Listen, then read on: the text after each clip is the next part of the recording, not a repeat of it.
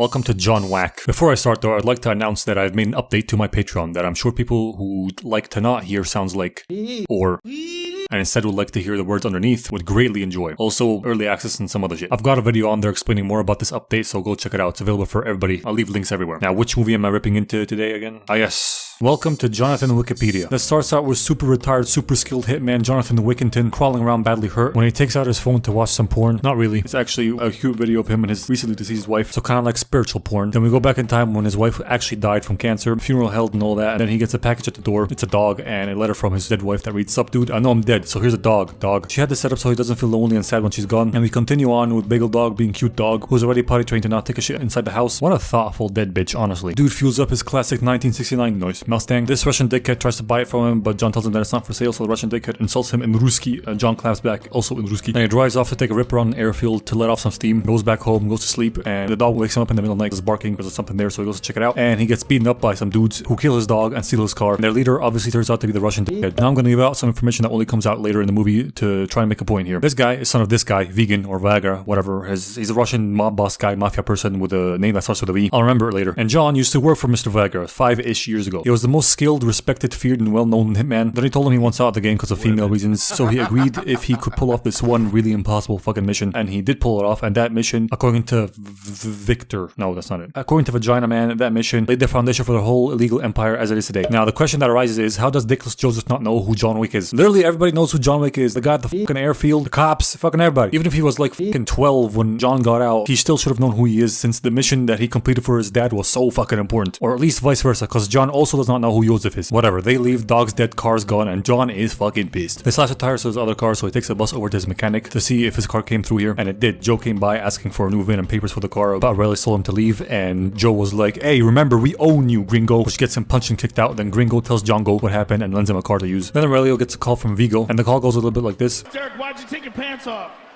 "My balls was hot."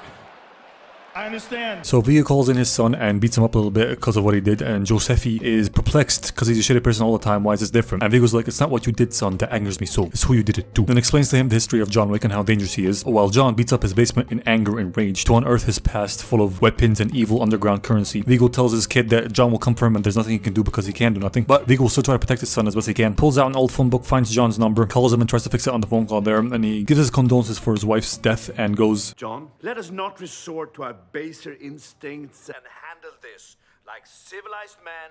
Really? That was your idea of fucking fixing it? I don't know, man. Maybe if you'd apologize for your son's shitty behavior instead of basically calling him uncivilized for something he didn't fucking do yet, then give him his old car back, maybe give him 10 more cars and let him roughen up your son a little bit. Maybe then he'd agree not to kill your son and wage a fucking war on you, you retarded Russian cocksucker. Anyway, dumb only angers John. John hangs up the phone without saying anything and suits up in preparation for what's to come because he knows what's coming. Vigo sends over a hit squad to kill him in his house, but they are no match for John because he fucking destroys them all, shoots some of them, beats some others up, kills them all. Then a cop knocks on the door because a noise complaint was filed, and he sees the bodies and is like, "Are you working again, John?" And John's like, "Nah, just sorting out some stuff." And he lets him go. It really seems like fucking everyone knows who John is, which makes Joe not knowing who he is even more fucking unbelievable. But enough on that point. My other point is that a lot of people seem to be in or employed by an underground killing organization or the Continental or whatever. So much so that in subsequent movies, it feels like 90% of planet Earth's fucking population is part of a criminal organization. How the fuck is this possible? Where are all the other normal humans? God damn it. Whatever. John calls up a cleaning crew to clean up the bodies and pays them in gold coins, which is the currency of the Continental. That is a hotel chain for criminals and hitmen where everybody agrees not to conduct business on the premises and follow some of their other guidelines. The Continental also provides some illegal services, and they all agree to use the Continental's currency, which is the gold coin. I don't know if it's actually their currency or just a currency that all the illegal fuckos agreed on and decided to use together. I don't know. But that's a good enough overview of what it is. Now moving on. Bodies get cleaned up. Vigo is informed that John fought them all off and is not surprised, and so he puts a bounty of 2 million bones on his head and puts his kid in a nightclub surrounded by guards to lure in John and have a better chance of killing him. Then something that makes fucking negative sense happens. Vigo goes to Green Goblin,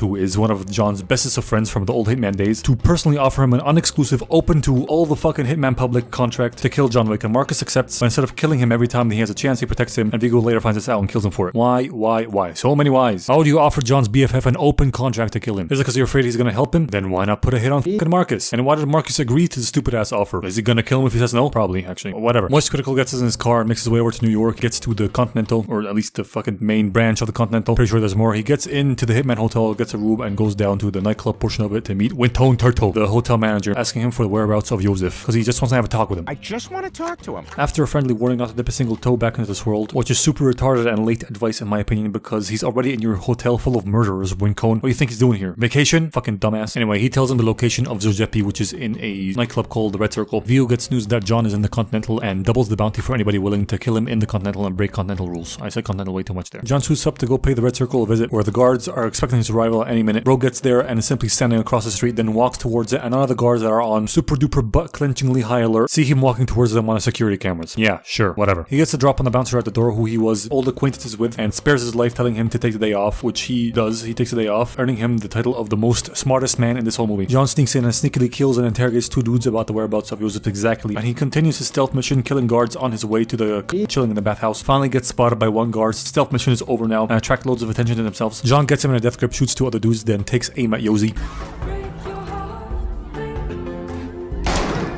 Why didn't you shoot him when you had a chance? Do you really want to get up close and personal when you kill him? Is that the reason? Huh? If so, then why do you shoot at him while he runs away? He doesn't really miss that often, so I guess he was doing this on purpose to scare him a bit or something? I don't know. Doesn't matter. Joe runs away half naked while John is dispatching with every single guard that comes his way with absolute style and finesse. This movie's fucking awesome, but I'm still gonna diss it. Nobody's safe, bitches. On that point, he gets hit a couple times, but he's wearing a bulletproof vest, so he's fine. Then runs out of bullets, so he fights his guard in hand-to-hand combat and gets thrown onto the dance floor from the balcony, takes out a small gun, and then scares the guard away. So you had that gun all along, but you decided to go into hand-to-hand combat when you had time to pull it out and shoot him? It's kind of a brain dead move, John. Also, how did he not break his back and get paralyzed? For fucking life. Doesn't matter. Josie escapes, Johnny gets back to the hotel, and a doctor patches up a stab wound he incurred while fighting, gives him some morphine or some shit just in case he needs to keep on fighting and feel no pain. Then he goes to bed being watched over by Marcus with a sniper rifle, who shoots a warning shot next to his face to alert him of an intruder coming into his room to fuck him up, and it's a fucking hoe-ass bitch called Parkey, here to claim the bounty with the ×2 multiplier of killing him on continental grounds. By the way, when he rolled off the bed, he rolled off to the left side, which is a dumb way to do it because it's not the shortest way to get off the bed. Also, when he rolls back because Parkey's shooting at him, the pillow that got shot by Marcus miraculously no longer has a bullet in it. Anyway, he fights Parkey, throws her around the bed, and forces her to give him any info she can about Vigo and his son. She tells him about this church where Vigo keeps all his money and blackmail material and all this information about politicians and shit. He knocks her out and hands her over to this dude next door who's also an old assassin friend to hand her over to the continental people to deal with her for breaking the rules later, I guess. I don't know why he decides to keep her that long and not give her over immediately, because that just gives her more time to escape and kill him, which is what she does next. She dislocates her thumb and gets out of handcuffs and kills Harold, escapes while fucking armed Jesus pops some pills, walks into that church and goes, mind if I praise the Lord? Goes sicko mode, aimbot on all the fucking guards in there and kills them all. Forces the priest to open the vault full of valuables and lights up all that shit into flames, waits for Vigo to arrive and kill the priest dude, then comes out guns a-blazing, takes out a bunch of the guards, and one of them gets into the car, runs into John, shattering his fucking pelvis and half the bones in his body, leading him to die a slow death in a fucking hospital later that day. Just kidding, that doesn't actually happen because John is fucking invincible and cannot die. He actually gets knocked down and wakes up handcuffed on a chair in the church with Vigo saying shit like, people don't change, John, you can't get out of this life, it follows you, and it was just a car and a fucking dog, let it go, blet. John tells him that that dog was a final gift from his dead wife and goes, people keep saying I'm deranged, but I'm gonna show him just how ranged I can be. And Vigo leaves to let his guards choke him out with a plastic bag, but then Marcus's guardian angel comes in to save his ass. He's on a rooftop somewhere with a sniper, snipes one of the guards, and that is enough for John, even handcuffed, to take out the other one with ease. He then has just enough time to go out and catch Vigo leaving, get a couple shots in the car and crash it out, kill his driver, and hold Vigo at gunpoint. Vigo tells him that he's gonna give him his son's location in exchange for not killing him, but John also wants him to pull the contract, so he does that, and John leaves to go kill his paranoid kid in a safe house while he is at home smoking a doobie and dealing with the fact that he can no longer keep his son safe and he's about to die. John picks off the guards at the safe house one by one, blows up their escape vehicles, and shoots Giuseppe while he runs away, then walks up close to him and finishes him off point blank. Why didn't Dickless have a gun with him? Isn't he seriously running around with the world's most dangerous hitman on his ass armed? What a fucking jackass. John then goes to check out from the Continental and they gift him a brand new car in compensation for last night's troubles with Parkey. He drives away and goes to meet Marcus, thanks him for his help. Parkey is there to see that and snitches to Vigo about this. Where's the other car he came with, by the way? Did they arrange for Aurelios to come and take it after he took the other one? That's not important, doesn't matter. That day, Vigo's guys follow Marcus to his home and Vigo shows up to personally beat his ass and kill him for not taking out John when he had the chance and calls John up to rub it in his face that he killed his closest friend. Why in the flaming dog shit would you do that, you dumb spunk-brained communist Lloyd bitch? You just got him off your back. John does an immediate swift handbrake turn to go over to Marcus's house, and when he gets there he finds Marcus's rotting corpse with no one else there. At the same time, Parkey gets called by the Continental to go somewhere in Central Park, I think, where Winston is with 4 guys surrounding her to kill her as punishment for for breaking continental rules. Why did she go? Did she think that they found Harry's body and would think that John is the one that killed him and he's the one that broke continental rules and get off the hook clean and easy? Or did she think that there was a punishment but it wasn't that severe? Also, having 4 dudes shoot her and kill her in a perfect square like that is highly dangerous for them, because what if they miss, or she ducks, or the bullets travel through her and hit the guy on the opposite end, you know, collateral damage and shit. It doesn't look like she was directly in the middle, which sort of lowered the risk, I guess, but it's a cooler shot if she's directly in the middle. Might I suggest for next time having an odd number of shooters, because then you could have the victim standing directly in the middle, it'll be a cooler shot, and it'll be way less risk for the shooters. Or have them shoot from higher ground. Or hire midgets. That way they're all shooting up at her vital organs and 0 chance of hitting each other.